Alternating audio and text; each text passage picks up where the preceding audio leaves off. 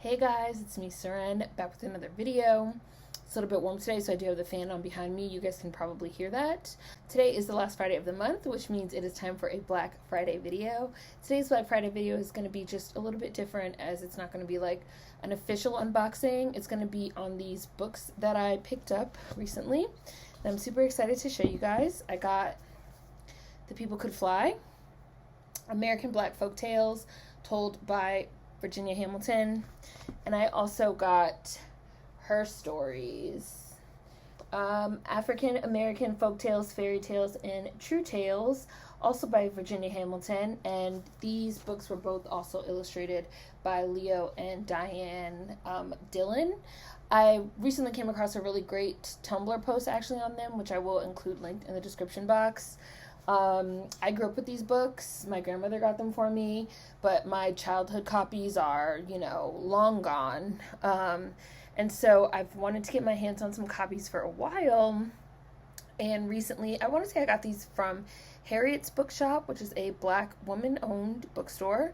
And I got them through the Bookshop website where you can order books from bookstores through the Bookshop, and they were having a sale, and so I ended up getting these. I do also want this one in a hardcover, but I got it in soft cover for now.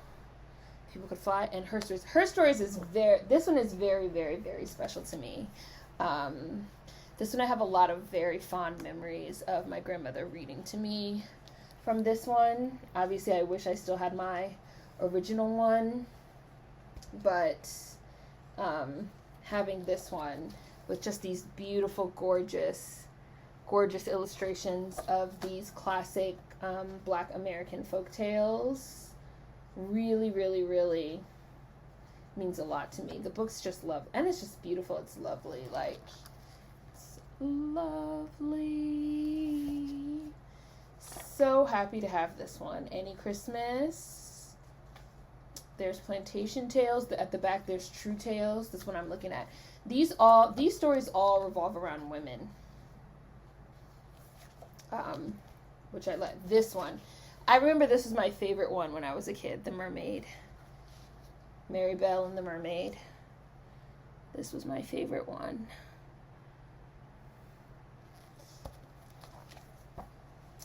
Dedicated to our mothers and grandmothers, aunts and great aunts. Her Stories is a spirited celebration of our strength, our dreams, and the precious gift of life and love from generation to generation. Gracefully told by Newbery medalist Virginia Hamilton, the 19 stories in this book focus on the magical lore and wondrous imaginings of African American women. Vibrant paintings by Caldecott medalists Leo and Diane Dillon glow with the drama and mystery of each tale while reflecting the warmth and beauty of the people who first told them. From lighthearted trickster tales such as Little Girl and Rabby to the enchanted world of Mary Belle and the Mermaid, Her Stories presents a broad range of folk tales, fairy tales, and legendary women. Closing the book, 3 true autobiographical stories provide readers with intimate personal accounts of events in African American history from slave times to the present. This was published in 1995, so the present back then. Her Stories broadens our understanding of ourselves as well as others, our joys, fears, and wishes as individuals and as a community. Together, stories, illustrations, and the book's notes combine to create a remarkable book that honors our heritage while giving us hope and inspiration for the future. Exciting! And I also got The People Could Fly, American Black Folk Tales. And this is the title story, The People Could Fly, which was about slaves that flew away from their plantation, which you can obviously see here. Now, like I said, this one was a little bit more pricier in hardcover, so I ended up getting it in paperback. I do still want it in hardcover. The illustrations in this one are black and white. So beautiful.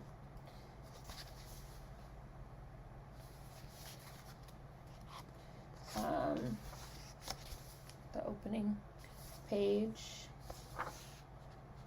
From my father, Kenneth Hamilton, and for all who've told the tales. I'm just going to read you guys a little bit from the introduction. Folktales take us back to the very beginnings of people's lives. to their hopes and their defeats. American black folk tales originated with peoples, most of whom, long ago, were brought to this country against their will. The black peoples coming to America before the end of the Civil War entered as slaves, and they were separated and isolated by law because of their race. Black folk tales were first recorded in the late 19th century. In 1880, journalist Joel Chandler Harris collected some of the oral literature of the slaves, and Uncle Remus, his songs and his sayings. Many Americans' first exposure to black folk tales came through the character of elderly Uncle Remus, the slave who had a favored position on the old plantation. Harris's Uncle Remus told animal tales in fractured English to the little white boy of the plantation house, but author Harris was not concerned with reproducing exactly the tales or their language. Harris and his contemporaries used phonetic dialect as a literary device. Thus, some of the folk tales recorded by early collectors are much more difficult to read than the narratives in the form of letters and petitions that some slaves managed to write themselves. But gradually, collectors attempted to express the tales in a more realistic, readable fashion. When black English, such as Gullah English, was used, a glossary was added. The tales in this collection are in 4 sections that represent the main body of black folk tales. I use a reasonably colloquial language or dialect, depending on the folk tale. They reflect the expressiveness of the original slave teller and later the free black storyteller.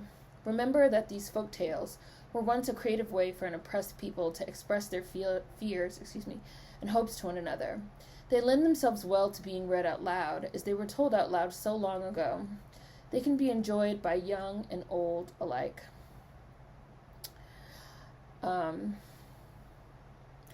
They are part of our American tradition and part of the history of our country, for they are told in my own voice, echoing the voices of slaves and fugitives, my ancestors.